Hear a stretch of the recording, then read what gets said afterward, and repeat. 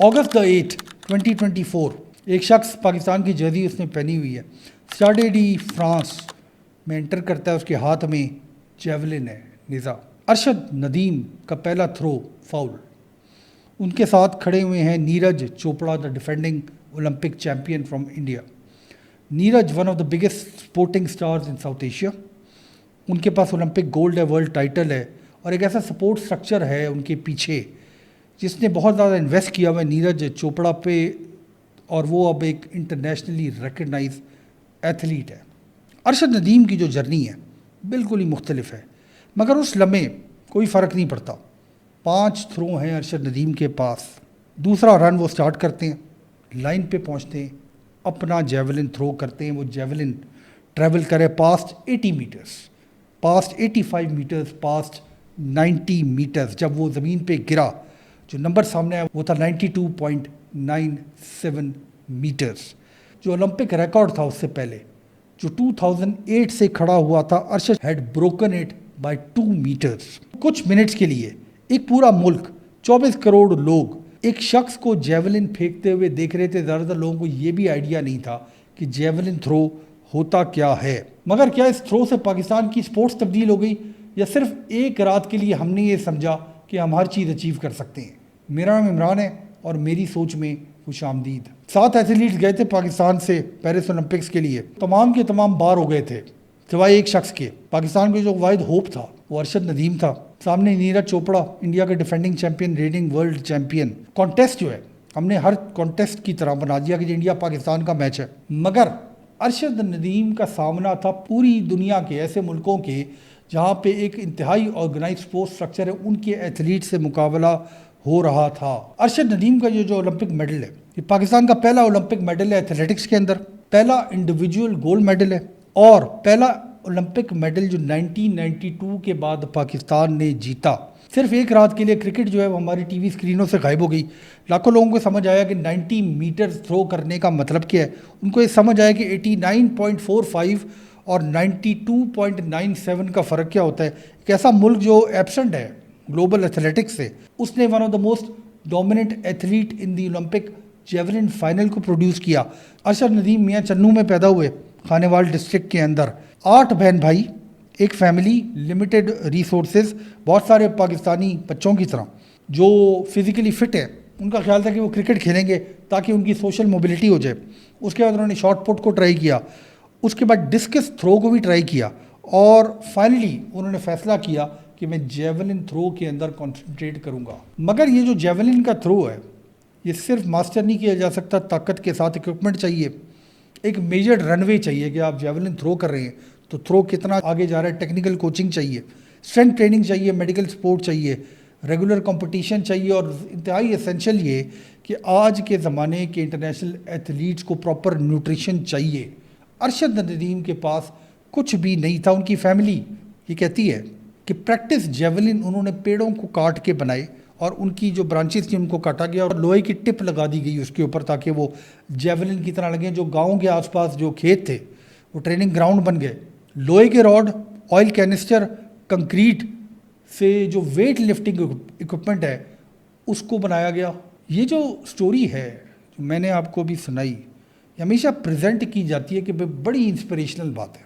कुछ भी नहीं था बंदे के पास, देखो कहाँ से कहाँ चला गया है। और स्टोरी से हम अनकंफर्टेबल भी हो जाते हैं। ये बातें नहीं सुनना चाहते हम कि भाई 24 करोड़ में से एक आदमी एक्सेप्शनली उसने मेहनत की, लकी भी था, कोशिश भी की उसने, तो बाकी जो लोग हैं उनका क्या होगा, ये कहानी हम नहीं बताते। एक फ्यूचर ओलंपिक चैम्पियन जो अपनी इक्विपमेंट मैन्युफैक्चर कर रहा है, किसी ने, किसी इंस्टीट्यूशन ने, किसी बंदे ने उसकी मदद नहीं की। जो पहली ओपनिंग उनकी आई तो उनको फाइनली डिपार्टमेंटल स्पोर्ट के अंदर इंसर्ट कर दिया गया।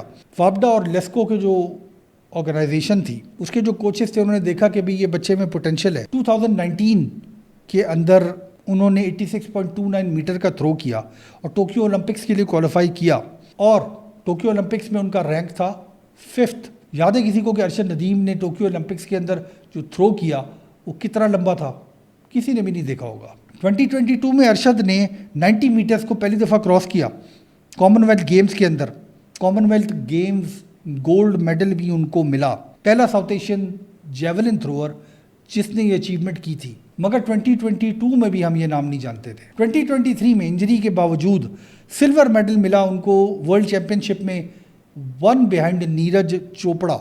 अगर कोई पूरी दुनिया में इस तरह का एथलीट हो, यहाँ तक आते आते उसको अब किसी चीज़ को प्रूव करने की ज़रूरत नहीं होती। अरशद नदीम की तो कहानी अभी स्टार्ट ही नहीं हुई थी। उनकी नी में इंजरी हो गई थी, उन्होंने एशियन गेम्स को मिस किया तकरीबन 6 महीने पहले ओलंपिक से, सर्जरी उनकी ब्रिटेन के अंदर, और उसके बाद आहिस्ता आहिस्ता उन्होंने अपने आप को तैयार किया ओलंपिक्स के लिए। ये वो टाइम है, अगेन किसी को याद नहीं होगा, उसकी फैमिली। और अरशद खुद भी ये कंप्लेन करता रहा कि एक ओलंपिक वर्ल्ड लेवल जेवलिन नहीं है उनके पास फेंकने के लिए पाकिस्तान में। इवेंचुअली बहुत ज़्यादा शोर मचाने के बाद इक्विपमेंट को अरेंज किया गया, मेडिकल ट्रीटमेंट उनको बाहर भी भेजा गया। उस वक्त जब वो ऑलरेडी तैयार हो चुके थे, यानी उनको बाहर भेजा गया to train for the Olympics, मगर वो उस वक्त तक एक already world class javelin thrower बन चुके थे। यानी उन पीसेस को असेंबल करने की कोशिश की गई सो लेट कि वो एथलीट तैयार था, उसको एक फाइनल नज की ज़रूरत थी, जो इवेंचुअली जो भी हुकूमत थी या जो भी डिपार्टमेंट थे, वापडा वगैरह, उन्होंने बंदोबस्त किया। उनकी फैमिली ने ये जो ख्वाब होता है हर इस फैमिली का, उसको ज़िंदा रखा। इंडिविजुअल कोचेस ने एक एक करके ट्रेन करना शुरू किया कि वो थ्रो कैसे करेंगे, मगर अरशद ने अपना जो टैलेंट है उसको खुद नचर किया, डिसिप्लिन और इंजरी से लड़ते हुए। और 8 अगस्त 2024 ये तमाम जिद्दोजहद, इट ऑल केम टुगेदर। जब वो वापस आए Pakistan, one of the most celebrated athletes for decades in Pakistan, और यहाँ पे अरशद नदीम की जर्नी कंप्लीट हो जाती है। और यहाँ से जो जर्नी स्टार्ट होती है वो मेरी आपकी जर्नी और पाकिस्तान के इस निज़ाम की जर्नी है जो सिर्फ जीत को सपोर्ट करता है। जब अरशद लाहौर आया तो हज़ारों लोग एयरपोर्ट पे जमा थे, टेलीविज़न कैमरा थे, पानी की तोप से सलूट भी दिया गया। वैसे अरशद को गवर्नमेंट ने अनाउंस किया जी पैसे दिए जाएंगे। पंजाब गवर्नमेंट ने 10 करोड़ रुपए दिए और एक गाड़ी दी जिसका रजिस्ट्रेशन नंबर था Pak 92.97, national honours, political receptions, advertising contracts. हर चीज़ ये बंदा डिज़र्व करता है, इससे ज़्यादा डिज़र्व करता है। प्रॉब्लम ये नहीं है कि अरशद को हमने रिवॉर्ड किया उसके जीतने के बाद। प्रॉब्लम ये है कि अगर आप पाकिस्तान में बड़े हुए हो तो इस कहानी को आप बार बार देख चुके हो। 1988 एक बॉक्सर थे लियारी के, हुसैन शाह उनका नाम था, आज नाम भी कोई नहीं जानता। उन्होंने ओलंपिक के अंदर ब्रॉन्ज मेडल जीता था, सोल में ओलंपिक्स हुई थी। पाकिस्तान का वाहिद ओलंपिक मेडल जो किसी ने भी जीता था वो 1988 के सोल ओलंपिक्स में हुसैन शाह ने जीता था। 20 साल के बाद इस कहानी के हुसैन शाह ये कहते थे कि उनको एक प्लॉट जो दिया गया, पोजेशन नहीं मिली, ऐलान किया गया, उन्होंने पाकिस्तान छोड़ दिया। वो आप कहते हैं कि जापान में जाके बॉक्सर्स को ट्रेन करते हैं। मेडल अलबत्ता याद है, इतना याद है कि मैं आपको आज रिपीट कर रहा हूँ। बॉक्सिंग कल्चर उनके बाद नहीं बनाया गया, कोई बनाया गया तो बता दें कोई बॉक्सर जो पाकिस्तान से निकला हो और उसने कोई बहुत बड़ी अचीवमेंट की हो। ये जो पैटर्न है ये हर स्पोर्ट के अंदर दिखता है। स्कॉश कई साल 80s में ऐसे लगता था कि पाकिस्तान को कोई हरा नहीं सकता। हाशिम खान से कहानी स्टार्ट हुई, आज़म खान, रोशन खान, जहांगीर खान, जानशेर खान। ये एविडेंस ये नहीं थी कि नेशनल स्कॉश सिस्टम डेवलप कर लिया हमने। ये तमाम लोग जो हैं वो एक एक्सटेंडेड फैमिली का से तल्लक रखते थे। कॉन्सनट्रेटेड कल्चर अराउंड पेशावर था जहाँ पे एक ही इलाके के लोग कमिटेड मेहनत करके अपने ज़ोरे बाजू पे आगे आए। बच्चे जब बड़े हो रहे थे स्कॉश कोर्ट्स के आसपास एक दूसरे के रिलेटिव्स एक दूसरे को ट्रेन कर रहे थे, और चैम्पियंस उस ज़माने के वो थे बताने के लिए कि क्या करना है, किस तरह खाना है, किस तरह मेहनत करनी है, किस तरह compete करना है। बाद में आके इंस्टीट्यूशंस को ख्याल है जब ये तमाम चैम्पियंस बन गए कि एक्स्ट्रा ऑर्डनरी लोकल इकोसिस्टम को हम समझने लग गए कि हमने एक नेशनल इकोसिस्टम बना लिया है। स्नूकर के अंदर फिर यही बात है। आज से कुछ अर्सा पहले, 15 साल पहले, बड़ा चर्चा था स्नूकर का। मोहम्मद यूसुफ 94 में वर्ल्ड चैंपियन बने एमेच्योर। मोहम्मद आसिफ ने वर्ल्ड टाइटल जीते 2012 में, 2019 में, 2024 में। एहसन रमज़ान वर्ल्ड चैंपियन बने 2022 में, 16 साल उनकी उम्र थी। विक्ट्रीज जो हैं जब भी वो आती हैं अखबार की, टीवी की, मीडिया की जीनत बनते हैं। स्ट्रक्चर हम फिर भी नहीं बनाते। कहा यह जाता है कि पाकिस्तान के अंदर ये जो फेडरेशंस हैं लाखों करोड़ों रुपए इनको मिले हैं पिछले 40-50 साल में। करोड़ों रुपए, शायद अरबों रुपए मिले हों, सब ख़त्म हो गए, सब लग गए। किधर लग गए कोई पता नहीं, क्योंकि रिज़ल्ट इन तमाम चीज़ों का ये होना चाहिए कि एक वर्ल्ड लेवल या कम से कम एक रीजनल लेवल का एथलीट प्रोड्यूस किया जाए। अगर नज़र आता है तो आप बता दीजिए। प्राइवेट क्लबों के अंदर ये बच्चे स्नूकर खेलते रहे, फैमिली सपोर्ट, जब तक कोई चैंपियन नहीं बना, पैसे कोई नहीं आए उसके बाद। वर्ल्ड चैंपियन तीसरी दफ़ा बनने के बाद मोहम्मद आसिफ ये कहते हैं आज भी कि उनसे जो पैसों के वादे किए गए, उनको कहा गया कि ये पैसे हुकूमत की तरफ से मिलेंगी, वो उनको नहीं दी गई। वो आज भी वैसे स्टेबल एम्प्लॉयमेंट की तलाश में है। उसके बाद हॉकी है। हॉकी बड़ी इंटरेस्टिंग बात है कि नेशनल स्पोर्ट है हमारी। एक ज़माने में स्कूलों कॉलेजों में खेली जाती थी, लोकल क्लब्स जो हैं वो सप्लाई करते थे प्लेयर्स। PIA, वापडा, कस्टम्स, रेलवेज़, ये तमाम जो हैं ये हॉकी के प्लेयर प्रोड्यूस किया करते थे। 3 Olympic gold medal, 4 world cups जीते हमने हॉकी में। आखिरी जो ओलंपिक हॉकी मेडल हमने जीता था वो 1992 में जीता था। लास्ट वर्ल्ड कप जो जीता था हॉकी का 1994 में जीता था। 2016, 2020, 2024 में हम ओलंपिक के लिए क्वालिफाई नहीं कर सके। उसकी सबसे बड़ी रिस्पॉन्सिबिलिटी हम अग्री करते हैं, इंफ्रास्ट्रक्चर देना चाहिए, मगर जो पब्लिक है वो भी इस कहानी से बाहर नहीं है। ओलंपिक का फाइनल हम देखेंगे जब कोई बंदा फाइनल में पहुंच जाएगा। नेशनल चैंपियनशिप जो होती है पाकिस्तान के अंदर, कौन देखता है? कॉमनवेल्थ गेम्स हो रही हैं आजकल, किसने देखी है कॉमनवेल्थ गेम्स टीवी पे बैठ के? चैंपियन कोई बन जाए उसका नाम हमें याद हो जाता है, मगर जो सेकंड नंबर पे आता है, थर्ड नंबर पे आता है, उसका कितनों का नाम पता है? किसको पता है कि हमारा जो पाकिस्तान का स्विमिंग रिकॉर्ड है वो क्या है, किसके पास है? किसको ये पता है कि पाकिस्तान के अंदर चाहे अपने नेशनल चैंपियन एथलेटिक्स के अंदर कौन है, यानी ट्रैक एंड फील्ड के अंदर कौन है? किसको ये पता है कि पाकिस्तान की जो दूसरे स्पोर्ट्स हैं उसमें कौन लोग खेलते हैं? कोई शख्स एक भी नाम बता सकता है पाकिस्तान की फुटबॉल टीम के प्लेयर का? एक नाम सिर्फ।